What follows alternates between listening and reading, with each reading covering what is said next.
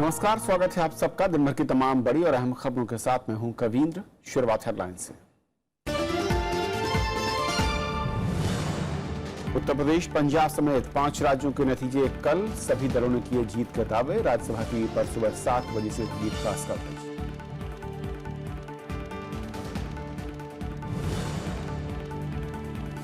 Justice Karnan के खिलाफ गिरफ्तारी वारंट जारी। 31 मार्च को पेश होने का सुप्रीम कोर्ट का आदेश। कर्नन ने बताया असंवैधानिक।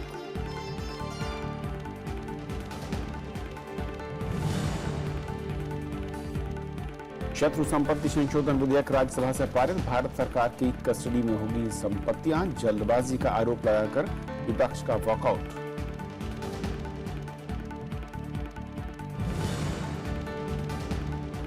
नेपाल सीमा पर तनाव बरकरार। भारत ने मांगी मृतक नेपाली नागरिक की पोस्टमार्टम रिपोर्ट। नेपाल ने रखी जांच की मांग।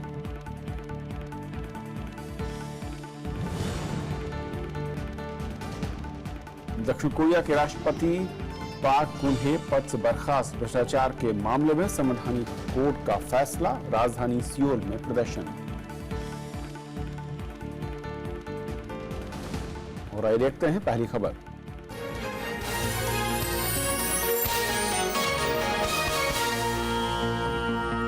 चुनाव आयोग ने 5 राज्यों में मतगणना के लिए पुख्ता इंतजाम किए हैं और इसके लिए 3 स्तरीय सुरक्षा व्यवस्था की गई है। राज्यसभा टीवी ने भी पूरे दिन रुझान, नतीजों और उनके विश्लेषण के लिए विशेष प्रसारण की तैयारियां भी की हैं।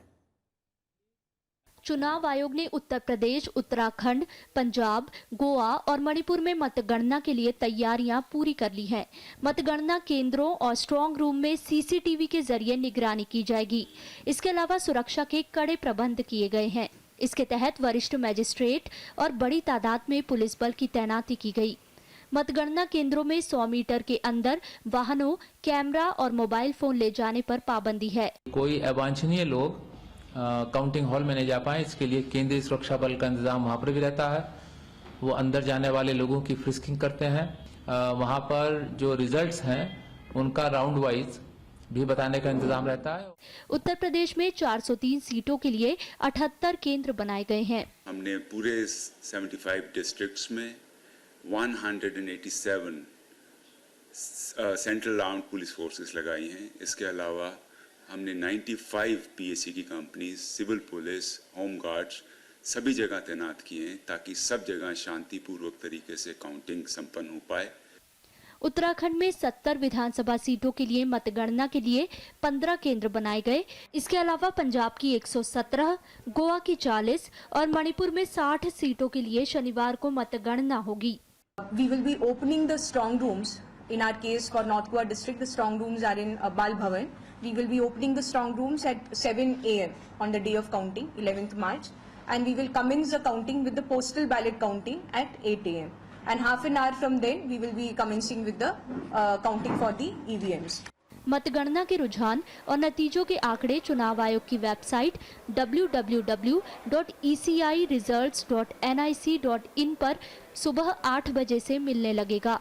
राज्यसभा टीवी ने 5 राज्यों के चुनाव रुझान और नतीजों की पल पल की खबर आप तक पहुंचाने के लिए विशेष इंतजाम किए हैं। सुबह 7 बजे से 5 राज्यों से हमारे संवाददाता मतगणना और राज्य के सियासी माहौल का ताज़ा घटनाक्रम आप तक सबसे पहले पहुंचाएंगे। इसके अलावा स्टूडियो से राजनीति के जानकार रुझानों और परिणामों का तुलनात्मक विश्लेषण करेंगे। क्या उत्तर प्रदेश में किसी एक राजनीतिक दल को पूर्ण बहुमत मिलेगा या फिर यहाँ पर त्रिशंकु विधानसभा देखने को मिलेगी? किस पार्टी का उत्तर प्रदेश की इस विधानसभा इमारत पर बोलबाला रहेगा? इस बात का फैसला कल सबके सामने आ जाएगा। लखनऊ से कैमरा पर्सन अरविंद के साथ कृति मिश्रा, राज्यसभा टीवी। मतगणना से पहले तमाम राजनीतिक दल अपनी जीत को लेकर आश्वस्त दिख रहे हैं। कांग्रेस और समाजवादी पार्टी ने एग्जिट पोल के अनुमानों को नकारते हुए उत्तर प्रदेश में गठबंधन की सरकार बनने का दावा किया, तो बीजेपी के नेता अपनी जीत का भरोसा जता रहे हैं। मतगणना से पहले सभी पार्टियां जीत का दावा कर रही हैं। कांग्रेस उपाध्यक्ष राहुल गांधी का कहना है कि उत्तर प्रदेश में समाजवादी पार्टी और कांग्रेस गठबंधन को बहुमत मिलेगा। पार्टी को उत्तराखंड में फिर से सरकार बनने का भरोसा है। कांग्रेस पार्टी और गठबंधन यूपी में जीतेगा। मैं बिहार में भी एग्जिट पोल देखे थे मैंने जी। आप मीडिया के एग्जिट पोल देखे थे बिहार में जी। श्योर है कि हम पूर्ण बहुमत की सरकार बना रहे हैं और ये एग्जिट पोल और पोस्ट पोल सर्विस पे बहुत विश्वास हम नहीं करते। उत्तराखंड के मामले में पहले भी ये पूर्वानुमान जो है गलत साबित हुए हैं और इस बार भी उत्तराखंड के लोग इन पूर्वानुमानों को गलत साबित करेंगे। कांग्रेस बहुमत में आएगी, सरकार बनाएगी। एग्जिट पोल के अनुमानों से उत्साहित बीजेपी के प्रदेश अध्यक्ष केशव प्रसाद मौर्य का कहना है कि उत्तर प्रदेश में उनकी पार्टी को ही बहुमत मिलेगा। जो भी अलग अलग चैनलों के माध्यम से, अलग अलग एजेंसियों के माध्यम से जो सर्वे रिपोर्ट आई है, भारतीय जनता पार्टी उनका सबका स्वागत करती है। भारतीय जनता पार्टी की ओर से मैं इतना ही कह सकता हूं कि हम उत्तर प्रदेश के अंदर बहुत बड़े बहुमत के साथ सरकार बनाने जा रहे हैं। उधर मणिपुर के मुख्यमंत्री इबोबी सिंह राज्य में लगातार चौथी बार सरकार बनाने को लेकर आश्वस्त दिखे। हालांकि बीजेपी नेता राम माधव का कहना है कि राज्य की जनता का कांग्रेस से मोहभंग हो चुका है। This time it should be not less than 40, 42. Sometimes it may reach 45 also. हमें जो लगता है कि बीजेपी जरूर बड़ी पार्टी तो बनेगी ही, और जो हिंसा वगैरह माहौल को अगर इलेक्शन को प्रभावित वो नहीं किया ऐसा मानकर चलते हैं तो सत्ता में आने के लिए आवश्यक संख्या भी बीजेपी जुटा पाएगी। पंजाब में कांग्रेस, शिरोमणि अकाली और बीजेपी गठबंधन के साथ ही आम आदमी पार्टी भी अपनी अपनी जीत के दावे कर रहे हैं। मुझे विश्वास है कि पंजाब के लोग आमतौर पर उनसे प्रभावित नहीं होंगे। ऐसा नहीं हो सकता कि उनके हाथ में पंजाब की सत्ता वो पकड़ा दें, जिसके कारण पंजाब को आने वाले 5 वर्षों में एक बिल्कुल जो कहते हैं बिल्कुल किसी तरह का अनुभव ना होता हूं कि श्रोमणी अकाली दल बीजेपी की परफॉर्मेंस इस इलेक्शन में बहुत अच्छी होगी। हम दोबारा गवर्नमेंट भी बनाएंगे और बड़ी अच्छी तरह से जीत के आएंगे और सारे ये एग्जिट पोल जो है दोबारा फिर फेल होंगे। उधर गोवा में बीजेपी, कांग्रेस और आम आदमी पार्टी के बीच मुख्य मुकाबला दिख रहा है। हालांकि मुख्यमंत्री लक्ष्मीकांत पार्सेकर का कहना है कि जनता एक बार फिर बीजेपी पर भरोसा जताएगी। वी विल बी, हमें एब्सोल्यूट मेजॉरिटी, कंफर्टेबल मेजॉरिटी मिलने वाला है। फिलहाल उत्तर प्रदेश में समाजवादी पार्टी की सरकार है तो उत्तराखंड में कांग्रेस की। पंजाब में शिरोमणि अकाली दल और बीजेपी गठबंधन के सामने सत्ता बचाने की चुनौती है। उधर मणिपुर में लगातार 3 बार से कांग्रेस की सरकार है और गोवा में बीजेपी सत्तासीन है। Bureau report, Rajya Sabha TV. तो कल मतगणना है और उसको लेकर किस तरीके से अलग अलग राज्यों में तैयारियां हैं, इसका हाल बताएंगे हमारे संवाददाता और साथ ही स्टूडियो में है अरविंद कुमार सिंह, वरिष्ठ सहायक संपादक राज्यसभा टीवी। अरविंद जी, स्वागत है आपका। और अनु इस वक्त हमारे साथ जुड़ रही हैं चंडीगढ़ से, इम्फाल से अखिलेश सुमन हैं। आप दोनों से मेरा एक ही सवाल शुरुआत अनु आपसे कि किस तरीके से कल तैयारियां और सुबह शुरुआती रुझान, कब तक आपके राज्य से आने की उम्मीद होगी? बिल्कुल कविंद्र, कल एग्जिट पोल के बाद जाहिर बात है किसी भी नेता की जो है नींदें उड़ चुकी हैं, क्योंकि एग्जिट पोल ने सभी को बेचैनी भरा माहौल दे दिया है। अब कल के सुबह 8 बजे से जो है मतगणना शुरू होनी है। बहुत ही कम घंटे बचे हैं और ये कह सकते हैं कि ये रात सभी नेताओं के लिए बहुत ही मुश्किल रात है, क्योंकि कल जब नतीजे आने शुरू होंगे और एग्जिट पोल में जिस तरह से दिखाए गए हैं कि कांग्रेस और आम आदमी पार्टी में कांटे की टक्कर रही है, तो वहीं अकाली दल को सिंगल डिजिट पे दिखाया गया, तो जाहिर बात है कि ये पूरे जो एग्जिट पोल के नतीजे जिस तरह से देखे जा रहे थे, अगर कल यही सही साबित होते हैं तो जितने भी अब तक के जो हमारा भी राज्यसभा टीवी का भी जो पूरा एक्सपीरियंस रहा है इन इलेक्शन कवरेज में, हमने भी यही देखा कि ये जो टक्कर इस बार पंजाब चुनावों में हमने देखी है वो कांग्रेस और आम आदमी पार्टी के बीच में ही देखी गई थी।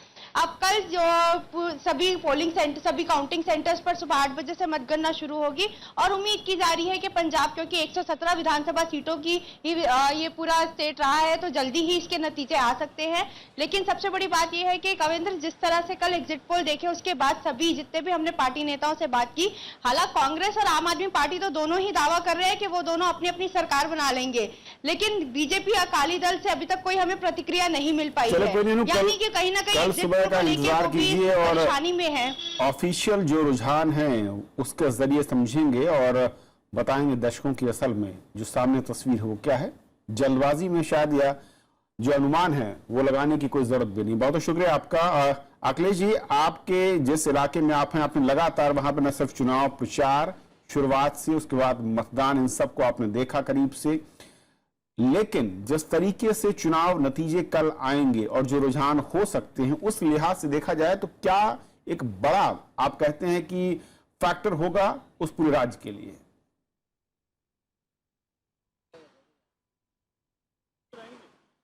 देखिए, बहुत बड़ा फैक्टर होगा इस राज्य के लिए। और जहां तक आंकड़ों की बात है, मैं बता दूं केवल छोटे शब्दों में कि यहाँ 11 मतगणना केंद्र बनाए गए हैं और तकरीबन 17,70,000 मतों की गिनती होनी है।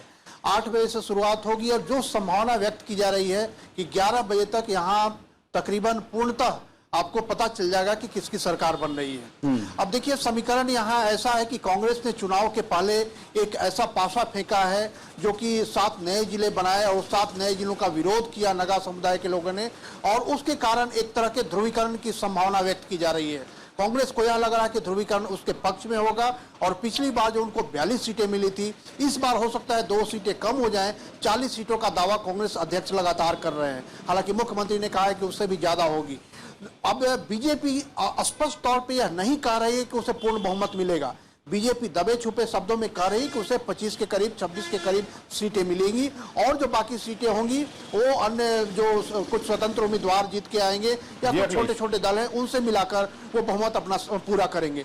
तो बीजेपी का इशारा थोड़ा सा त्रिशंकु विधानसभा की तरफ है, लेकिन कांग्रेस यह लगातार दावा कर रही है, रूलिंग पार्टी है, कि उसे इस बार भी पूर्ण बहुमत मिलेगा और चौथी बार कांग्रेस को एक बार फिर से सरकार बनाने का मौका मिलेगा। बिल्कुल अखिलेश, और देखना ये भी होगा कि रोम शर्मिला की पार्टी वहां पर कितना परफॉर्म कर पा रही है। आंदोलन में जो समर्थन था वो क्या चुनाव में भी दिखा है, और जो आपने कहा कि अलग जिलों को बनाने का जो एक बड़ा मुद्दा है उसको लेकर क्या जनता की राय है। बहुत बहुत शुक्रिया आपका फिलहाल आज के लिए, कल आपसे सुबह फिर मुलाकात होगी। अरविंद जी, इस तरीके से अगर इन सभी राज्यों को देखें, आपकी नजर में ओवरऑल अगर मैं पिक्चर कहूं, किस तरीके से इन नतीजों का असर भारतीय राजनीति पर होने की उम्मीद आप देखते हैं? देखिए कविन जी, क्योंकि मतलब बहुत ज़्यादा समय नहीं रह गए हैं, ये सरकार 3 साल लगभग पूरा करने जा रही केंद्र की मोदी सरकार, और एक तरह से ये एक छोटा संकेतक है जो है अगले चुनाव का। इसीलिए काम की समीक्षा एक तरीके से, और तुरंत चूंकि इस चुनाव के तुरंत बाद जो है राष्ट्रपति के चुनाव होने हैं, और इस राष्ट्रपति के चुनाव में ये जो 690 सीटों पे जिन पे चुनाव हो रहे हैं उसमें उत्तर प्रदेश सबसे महत्वपूर्ण है जो है, क्योंकि अभी 690 सीटों के चुनाव हो रहे हैं जिनमें अगर आप देखेंगे 16 करोड़ वोटर जो है इसमें इन्वॉल्व है। उसमें अकेले उत्तर प्रदेश में 403 सीटें हैं जो है 13-13.5 करोड़ वोटर जो उत्तर प्रदेश में है। तो ये कुल मिला करके हम तो ये नहीं कहते कि ये अगला जनादेश है, लेकिन उसका संकेतक है। और राष्ट्रपति के चुनाव में तो निश्चित तौर पर यूपी के एक विधायक का जो वोट है वो देश में सबसे ज्यादा है, तो उस हिसाब से वैल्यू वाइज तो ये है। दूसरी चीज ये है कि नोटबंदी के तत्काल बाद क्या लोगों ने प्राइम मिनिस्टर को सपोर्ट किया है या उसका भी कोई असर है, ये भी इस चुनाव में दिखेगा। बहुत सारे सरकार की बहुत सारी नीतियां है, क्योंकि जब आप 2 साल बीत चुका, तीसरा साल आपका लगभग होने जा रहा है, तो एक्चुअली सरकार के और उन सरकारों का भी जो राज्य सरकारें हैं, चाहे वो सपा बसपा की सरकार हो या जो है मणिपुर में कांग्रेस की सरकार हो, गोवा में बीजेपी की सरकार हो, या जो और पांचों राज्यों में इनकी समीक्षा का समय है। क्या एक और ये माना जाए कि ये चुनाव क्षेत्रीय पार्टियों के उदय, उनके आगे बढ़ने, और या फिर क्षेत्रीय बनाम राष्ट्रीय पार्टियों के बीच में है, क्योंकि कमोबेश सभी राज्यों में क्षेत्रीय पार्टियों की टक्कर राष्ट्रीय पार्टियों का क्षेत्रीय पार्टियां ही टक्कर देती दिख रही हैं। देखिए, बिल्कुल आपने ये सही बात कही है कि इस समय जो राष्ट्रीय राजनीतिक दल है, खासतौर पर तमाम राज्यों में, उनमें अगर उत्तर के कुछ राज्यों को छोड़ दे तो आमतौर पर क्षेत्रीय दलों का वर्चस्व होने लगा है पूरी राजनीति में। यहाँ तक कि कई राज्यों में राष्ट्रीय दल भी वो क्षेत्रीय भूमिका में ही है, वही सफल है। अब जैसे उत्तर प्रदेश जैसे राज्य को देखिएगा आप, तो 1989 के बाद कांग्रेस सत्ता से बाहर है। 91 की एक सरकार बीजेपी की बनी जो पूर्ण बहुमत की थी, इसके बाद जो है उनकी कोई सरकार नहीं बनी। और बीएसपी जो है, जिसको राष्ट्रीय पार्टी जरूर कहा जाता है, लेकिन बीएसपी उत्तर प्रदेश के बाद जो है अगर आप देखेंगे तो कहीं वो सत्ता में तो रही नहीं है और कोई उस तरह की। तो कुल मिलाकर के राष्ट्रीय राजनीतिक दलों का भी इम्तिहान है कि वो कैसा परफॉर्म करते हैं। और इसीलिए शायद जो है अगर आप देख रहे होंगे, देखिए उत्तर प्रदेश में अकेले बीजेपी ने 1200 मीटिंगें की हैं, 1200 रैलियां की हैं। प्रधानमंत्री जी ने भी लगभग बिहार के से थोड़ा बहुत 19-20 रैलियां की हैं। 3 दिनों बनारस में रहे, जो कि कभी कोई प्राइम मिनिस्टर नहीं रहा। तो इन सारे दलों ने, इवन राहुल गांधी ने भी लगातार इस चुनाव में प्रचार किया है। तो ये दोनों प्रमुख राजनीतिक दल है, इसके अलावा सारे राजनीतिक दल राष्ट्रीय और क्षेत्रीय जो है उन्होंने पूरी मेहनत की है इस चुनाव में कि जनादेश उनके पक्ष में आए, लेकिन ज्यादा समय है नहीं, कुछ ही समय के बाद जो है जनादेश वास्तव में कितना आया है वो सामने हम लोग के आएगा। और एक और पार्टी जिसकी चर्चा हो रही है, क्या इन चुनाव में उसका भी आगे का फैलाव दिखेगा? आम आदमी पार्टी पंजाब और गोवा जिस तरीके से उसने चुनाव लड़ा है। देखिए बेशक, लेकिन जो इसमें आम आदमी पार्टी पंजाब में उन्होंने अच्छा परफॉर्मेंस किया है, उन्होंने लोकसभा में पंजाब में अच्छा परफॉर्मेंस किया था। गोवा में एक्चुअली उनका क्या नतीजा आना है ये दिखेगा। पंजाब में तो ये लगता है कि वो ठीक परफॉर्म कर रही है। हालांकि जो प्रेडिक्शन है उसमें वो सरकार बना पाएगी या नहीं, लेकिन अगर सरकार नहीं बना पाती तो सबसे पावरफुल विपक्ष के रूप में होगी वहां। तो एक पार्टी एमर्ज कर रही है और वो पार्टी आगे जाकर के जो है उसका गुजरात में जो एक महत्वपूर्ण जो है मुकाम बनने जा रहा है। बस ये जरूर रहा कि उत्तर प्रदेश की राजनीति में उनका चेहरा नहीं देखने को मिला, तो वो जो कलर है उनका निश्चित तौर पर उनका पूरा फोकस पंजाब रहा। तो मुझे लगता है कि धीरे धीरे करके जो है वो कुछ राज्यों में ऐसे राज्य जहाँ टेक्नोलॉजी और बाकी चीजों में जो उन्नत है राज्य, वहाँ वो आगे जा रहे हैं, इसमें कोई संदेह नहीं। जी बहुत शुक्रिया अरविंद जी, और उम्मीद करते हैं कि कल सुबह 7 बजे से जब हम सीधा प्रसारण और लाइव कवरेज, विशेष कवरेज हम दिखाएंगे और अलग अलग राज्यों से हमारे संवाददाता आधिकारिक जो नतीजे रुझान होंगे उसी के साथ हम आपके सामने आएंगे, साथ ही उनका विश्लेषण करेंगे। फिलहाल आज के लिए इस पहली खबर में इतना ही। वक्त ब्रेक का है, ब्रेक के बाद कुछ और बड़ी खबर।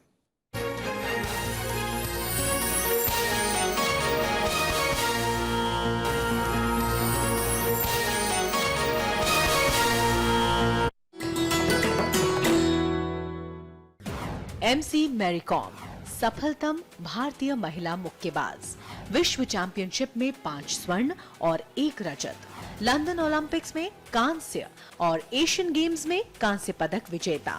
5 फीट 2 इंच लंबी मैरी को किया जाता है दुनिया की सफलतम महिला मुक्केबाजों में शुमार। खेलों में वरिष्ठ योगदान के लिए उन्हें मिले हैं पद्म भूषण, अर्जुन अवार्ड और राजीव गांधी खेल रत्न पुरस्कार।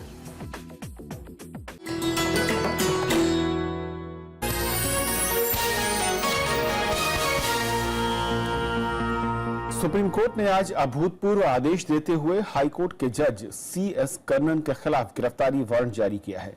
जस्टिस कर्णन पर अवमानना का मामला चल रहा है। जस्टिस कर्णन ने आदेश को असंवैधानिक बताया। उन्होंने पेश होने से भी इनकार किया और प्रताड़ित करने के आरोप लगाए।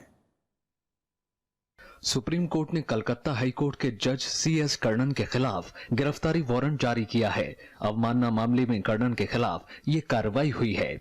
मुख्य न्यायाधीश JS खेयर की अगुवाई वाली 7 जजों की पीठ ने कहा कि जस्टिस कर्णन की पेशी के लिए जमानत वारंट के अलावा कोई चारा नहीं है। कोर्ट ने पश्चिम बंगाल के DGP को निर्देश दिया कि वो खुद वारंट तामील कराएं और 31 मार्च को जस्टिस कर्णन को सुप्रीम कोर्ट के सामने पेश करें। फैसले के बाद जस्टिस कर्णन ने शीर्ष अदालत के सामने पेश होने से इनकार कर दिया है। Why I should appear before the Supreme Court? I am called to hold the constitutional office. Who they are? They are not superior. I am not an accused. Already made a complaint against the 20 judges. 20 judges not come forward to initiate any legal action. Why Supreme Court 7 judges taking interest on them? पीठ ने कहा कि justice Karnan ने 8 मार्च को supreme court registry में fax भेजा था। इसमें मुख्य न्यायाधीश और जजों से मुलाकात की अपील थी, लेकिन इसे जवाब नहीं माना जा सकता। सुप्रीम कोर्ट के आदेश के तुरंत बाद जस्टिस कर्णन ने इसे गलत बताया। Now I am giving direction to the Director Central Investigation Bureau to conduct a detailed inquiry on the basis of my order against the erring judges. Therefore, after conducting inquiry, the inquiry report, final report will be submitted before the Rajya Sabha and Lok Sabha. दरअसल justice Karnan ने प्रधानमंत्री को चिट्ठी लिखी थी। इसमें कई जजों पर भ्रष्टाचार के आरोप लगाए गए थे। इसके बाद सुप्रीम कोर्ट ने जस्टिस कर्णन के खिलाफ अवमानना मामला शुरू किया था। उन्हें सबसे पहले 13 फरवरी को पेश होने को कहा गया था, लेकिन वो पेश नहीं हुए थे। Bureau report, Rajya Sabha TV. शत्रु संपत्ति संशोधन और विधिमान्यकरण विधेयक को आज राज्यसभा से पारित कर दिया गया। सदन में विपक्ष ने विधेयक पर विस्तृत चर्चा की मांग की और विधेयक मसौदे और जल्दबाजी में पास कराने का विरोध करते हुए विपक्ष ने वॉकआउट भी किया। राज्यसभा से शुक्रवार को शत्रु संपत्ति संशोधन और विधि मान्यकरण विधेयक को मंजूरी मिल गई। 2 seconds, please say no. I think the ayes have it, the ayes have it, the ayes have it. the bill as amended is passed. चर्चा के दौरान विपक्ष ने विधेयक को जल्दबाजी में पारित करने पर आपत्ति जताई और सदन से वॉकआउट किया। बिल चूंकि विवादित बिल रहा है, इसलिए सिलेक्ट कमेटी को भेजा गया था। ये बिल बहुत इंपॉर्टेंस का बिल है, सिर्फ राजा महमूदाबाद का सवाल नहीं है। ये बिल एक खास किस्म का संदेश इस देश के एक खास वर्ग के लोगों के बारे में भी देता है। इसलिए मैं चाहता हूं कि जब सदन में उपस्थिति हो तो कोई एक कंसेंसस बने और जल्दबाजी, ठीक है आप 4 बार अध्यादेश ला चुके हैं, 5वीं बार भी अध्यादेश ले आइए, अगली बार डिस्कस कर लेंगे। The way the bill has been introduced or taken up today, this is why, in protest against the indifferent attitude of the government not to respond to the request made by the opposition, I walk outside. That we want to pass this bill, we should pass this bill when all the members are present. If it can be done in the next working day, I think it should be done. But if the government is insisting that it should be passed today, taking advantage of the absence of the opposition, let us contribute to that absence. We are walking out. सदन के नेता और वित्त मंत्री अरुण जेटली ने विधेयक को पारित करने की वजह बताई। उन्होंने कहा कि ये बिल राष्ट्रीय सुरक्षा से जुड़ा हुआ है। In a citizen of an enemy, by virtue of Defence of India Act and orders passed therein, transiently gets vested in the government of it gets vested in the custodian, which gets vested in the government of India. With utmost respect, whatever political signals people want to send, this is a security issue. It's an issue of principle. The rationale behind the principal legislation of 1968 is that you don't allow property or commercial interest of the enemy in India. Bill के पारित करते समय विपक्ष सदन में मौजूद नहीं था और उसकी ओर से लाया गया परिनियत संकल्प खारिज हो गया। विधेयक में प्रावधान है कि शत्रु संपत्ति के कब्जे का कानूनी हक भारत सरकार के संरक्षक के पास होगा और ऐसी संपत्ति पर संरक्षकों का नियंत्रण बना रहेगा। साथ ही एक बार कस्टोडियन के अधिकार में जाने के बाद शत्रु संपत्ति पर उत्तराधिकारियों का कोई अधिकार नहीं होगा। कानून बनने के बाद ये विधेयक इससे जुड़े अध्यादेश की जगह लेगा। विशाल दहिया, राज्यसभा टीवी। राज्यसभा में आज मध्य प्रदेश ट्रेन धमाके पर गृह मंत्री राजनाथ सिंह ने बयान दिया। उन्होंने बताया कि एक संदिग्ध आतंकी मारा गया जबकि 8 को गिरफ्तार किया गया है। विपक्ष ने गृह मंत्री से कुछ मुद्दों पर स्पष्टीकरण मांगा और सरकार इसके लिए राजी हो गई। केंद्रीय गृह मंत्री राजनाथ सिंह ने शुक्रवार को राज्यसभा में मध्य प्रदेश ट्रेन धमाके पर बयान दिया। उन्होंने कहा कि अब तक इस केस में 8 संदिग्ध आतंकियों को गिरफ्तार किया गया है, वहीं एक संदिग्ध सैफुल्लाह लखनऊ में एनकाउंटर में मारा गया। दिनांक 8 मार्च तक उपरोक्त घटनाक्रम में 6 अभियुक्त गिरफ्तार किए गए थे। दिनांक 9 मार्च को यूपी एटीएफ द्वारा 2 और अभियुक्तों को गिरफ्तार करने के बाद अब तक कुल 8 गिरफ्तारियां इस पूरे घटनाक्रम में हुई हैं। गृह मंत्री ने सैफुल्लाह के पिता का बयान पढ़ते हुए उनकी तारीफ की। सरताज पर पूरे सदन को तो नाज है ही, पूरे देश को भी नाज है डिप्टी चेयरमैन से। कांग्रेस और सीपीएम ने इस मामले में गृह मंत्री के बयान पर सफाई की मांग की। आतंकवाद से कभी समझौता नहीं किया जा सकता और माननीय गृह मंत्री जी के ध्यान में sir 1 minute. My suggestion is this. I think there are other members also who want. Therefore, let us decide a clarification on the table. Now the honorable minister read out the full statement. Yeah. He added on that on the basis of what the father said. Yeah. We all applauded. No, that I have to allow. Not a controversy. So you allow us to clarify. बाद में सरकार और विपक्ष के बीच अगले कार्य दिवस पर इस मामले में स्पष्टीकरण देने को लेकर सहमति बनी। See, clarification will be now. Sit down. Will be next working day. Next working day. Exact time. After discussion with honorable chairman, we will decide exact time later. Madhya Pradesh में शाजापुर स्टेशन के पास ट्रेन में धमाके में 8 लोग घायल हुए थे। इसके बाद जांच एजेंसियों ने अब तक 8 लोगों को गिरफ्तार किया था। इसमें एक पूर्व वायु सैनिक गौस मोहम्मद खान शामिल है। विशाल दहिया के साथ ब्यूरो रिपोर्ट, राज्यसभा टीवी। रक्षा मामलों की संसदीय स्थायी समिति ने रक्षा बजट बढ़ाने की पैरवी की है। अगले वित्त वर्ष के लिए 2,81,000 करोड़ रुपए के रक्षा बजट को समिति ने अपर्याप्त बताया। रिपोर्ट के मुताबिक कम बजट के चलते सशस्त्र सेनाओं के आधुनिकीकरण और सैन्य तैयारियों पर असर पड़ सकता है। समिति ने कहा है कि इतनी धनराशि से तो सेनाओं की मूलभूत जरूरतें भी पूरी नहीं की जा सकती हैं। रिपोर्ट में रक्षा मंत्रालय की उस मांग पर सहमति जताई गई जिसमें सेना के आधुनिकीकरण के लिए वित्त मंत्रालय से आवंटन बढ़ाने पर विचार करने के लिए कहा गया है। गुरुवार को बीसी खंडूरी की अध्यक्षता वाली समिति ने लोकसभा में अपनी रिपोर्ट पेश की थी।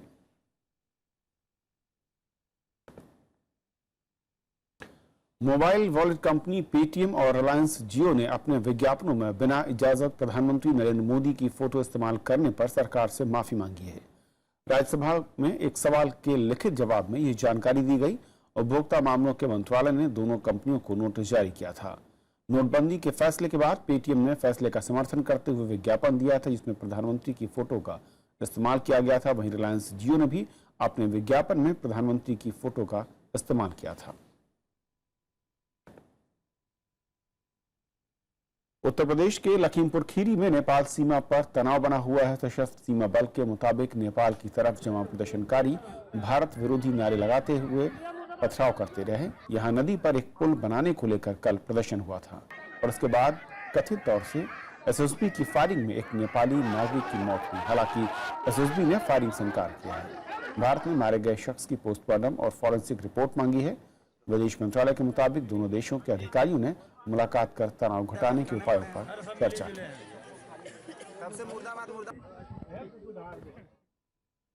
दक्षिण कोरिया की संवैधानिक अदालत ने ऐतिहासिक फैसला सुनाते हुए राष्ट्रपति पार्क गुनहे को पद से हटा दिया है। पार्क पर भ्रष्टाचार के आरोप हैं। फैसले के विरोध में पार्क समर्थकों ने प्रदर्शन किया। पार्क दक्षिण कोरिया की पहली राष्ट्रपति हैं जिन्हें इस तरह से पद से हटाया गया है। दक्षिण कोरिया के राष्ट्रपति पार्क गुन-हे को पद से बर्खास्त कर दिया गया है। 8 जजों वाली संवैधानिक अदालत ने यह फैसला सुनाया। पार्क पर सैमसंग मामले समेत भ्रष्टाचार के कई आरोप हैं। 피청구인을 파면함으로써 얻는 헌법 수호의 이익이 압도적으로 크다고 할 것입니다. फैसला आते ही सियोल में पार्क समर्थकों ने प्रदर्शन शुरू कर दिया। पुलिस के साथ झड़प में 2 प्रदर्शनकारियों की मौत हो गई। प्रधानमंत्री ह्वांग क्यो ने कैबिनेट की बैठक में हालात पर चर्चा की। सेना को किसी भी स्थिति से निपटने के लिए तैयार रहने को कहा गया है। 헌정 초유의 상황을 초래한 데 대해서 내각의 책임자로서 무거운 책임감을 느낍니다. पार्क पर अपने मित्र के साथ कई बड़ी कंपनियों को वित्तीय फायदा पहुंचाने का आरोप है। 1980 से दक्षिण कोरिया के लोकतांत्रिक व्यवस्था अपनाने के बाद पार्क गुन-हे देश की पहली महिला राष्ट्रपति थी। दक्षिण कोरिया के संविधान के मुताबिक नए राष्ट्रपति का चुनाव 2 महीने के भीतर कराना होगा। Bureau report, Rajya Sabha TV. तो इस बुलेटिन में इतना ही। नमस्कार।